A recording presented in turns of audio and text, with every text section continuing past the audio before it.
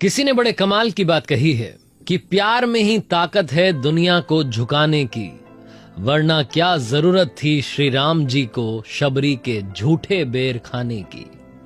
Hi guys, my FM से मेरा नाम है आरजे कार्तिक और एक छोटी सी कहानी रामायण की। ये कहानी उस वक्त की है जब प्रभु श्री राम ने अपना लंका विजय अभियान शुरू किया था।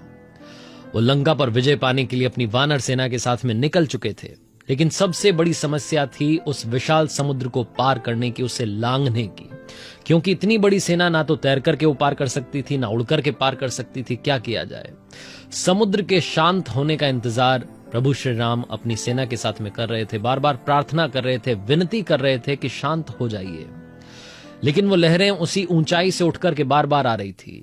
प्रभु श्री राम को गुस्सा आया, अपना दिव्य बाण निकाला और बाण छोड़ने ही वाले थे कि समुद्र देव प्रकट हुए, क्षमा याचना करने लगे, माफी मांगने लगे कि भगवान मुझे माफ कर दीजिए, आप ये तीर मत छोड़िएगा। अगर आपने ब्रह्मास्त्र छोड़ दिया तो प्रलय आ जाएगा, और प्रलय आ गया तो प्रलय से पहले का प्रलय और ज्यादा विनाशकारी होगा। क्या आप ऐसा चाहते हैं? बहुत तरीके से भगवान से विनती की, उन्हें मनाया कि आप इस तीर को संभाल लीजिए, किसी और दिशा में छोड़ दीजिएगा, लेकिन इस तरफ मत छोड़िए।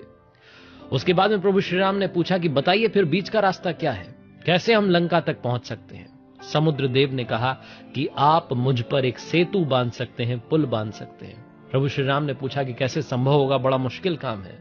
तब समुद्र देव ने कहा कि आपकी सेना में नल और नील नाम के दो भाई हैं, जिन्हें बचपन में ऋषियों ने श्राप दिया था, क्योंकि ऋषियों के सामान उठा उठा करके नदी में फेंक रहे थे, तो उन्होंने श्राप दिया था कि तुम जो कुछ भी पानी में फेंकोगे वो तैरता रहेगा, डूबेगा नहीं।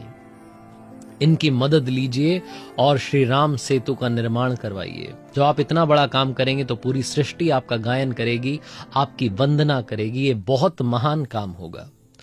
प्रभु श्री राम ने कहा कि ठीक है, अब इसी पर विचार किया जाएगा और ऐसे ही काम किया जाएगा। राम सेतु का निर्माण वहां शुरू हुआ। प्रभु श्री राम ऊपर वाले की वंदना करने में, भगवान शिव को प्रसन्न करने में लग गए, पूजा पाठ में लग गए, और जो सेना थी वो एक एक करके पत्थर पहुंचा रही थी। नल और नील राम सेतु का निर्माण कर रहे थे। तभी प्रभु श्री राम ने देखा कि एक छोटी सी गिलहरी भी उस काम में लगी थी। वो समुद्र के किनारे से थोड़ी सी मिट्टी, वो रेत उठा करके ले जा रही थी और वहां छोड़ करके आ रही थी। प्रभु श्री राम को समझ नहीं आया कि क्या चल रहा है। उन्होंने हनुमान जी से कहा कि जाओ उस गिलहरी को पकड़ करके लाओ। हनुमान जी गए, गिलहरी को पकड़ के लाए। प्रभु श्री राम ने उससे पूछा कि ये क्या कर रही हो? इतना बड़ा पुल निर्माण हो रहा है, आप कहां यहां बीच में परेशान हो रही हैं? उस गिलहरी ने कहा कि भगवान, मैं आपको प्रणाम करती हूं। आप माता सीता की रक्षा के लिए, उनकी गरिमा की रक्षा के लिए, उनके गौरव की रक्षा के लिए इतने बड़े पुल का निर्माण कर रहे हैं, तो मैंने सोचा कि मैं भी थोड़ी सी मदद कर दूं। ये बड़े बड़े पत्थर तो मुझसे उठेंगे नहीं, इसलिए इन पत्थरों के बीच में जाकर के थोड़ी सी मिट्टी डाल रही हूं, ताकि जब आप पार करें तो ये पत्थर आपके पैरों में ना चुभें। प्रभु श्री राम मंद मंद मुस्कुराए और पूछा कि तुम्हें डर नहीं लग रहा?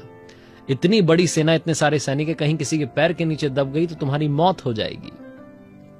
गिलहरी ने कहा कि क्या डरना, आप नारी सम्मान के लिए, नारी की रक्षा के लिए इतना बड़ा युद्ध छेड़े हुए हैं, धर्म की रक्षा के लिए इतना बड़ा युद्ध आपने छेड़ा हुआ है, उसमें अगर मेरी जान भी चली गई तो मेरे लिए इससे प्रसन्नता की बात क्या हो सकती है? छोटी सी गिलहरी ने जब ये सब कहा तो प्रभु श्री राम बड़े खुश हुए और उसकी पीठ पर उंगलियां फेर दी। कहते हैं कि आज भी वो जो गिलहरी की पीठ पर निशान है वो प्रभु श्री राम की उंगलियों के निशान है। ये बहुत पुरानी कहानी है, लेकिन बहुत बड़ी बात सिखाती है। जीवन में कभी भी अपने आप को छोटा मत समझना।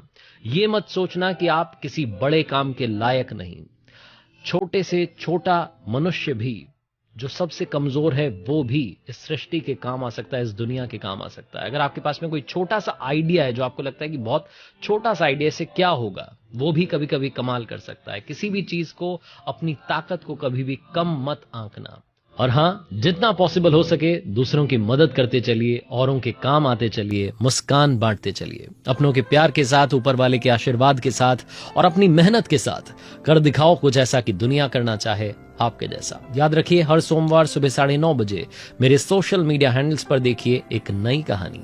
और अगर आप कुछ अच्छा सुन रहे हैं तो माय एफएम सुन रहे हैं। चलो आज कुछ अच्छा सुनते हैं।